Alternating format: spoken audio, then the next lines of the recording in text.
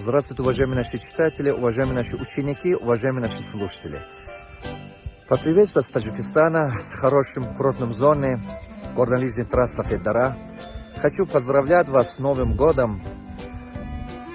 Дай Аллах, чтобы прошедший год пусть унесет с собой все тяжести, все трудности, все неудачи с собой. Оставит вам опыт, мудрость и знаний.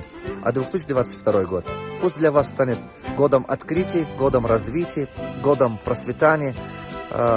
Для себя назначьте этот год годом развития.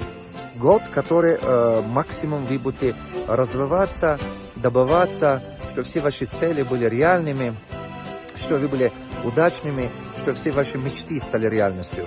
Я желаю вам успехов, процветайте, планируйте, ставьте большие цели и с помощью Всевышнего добывайтесь. Удачи вам с Новым годом!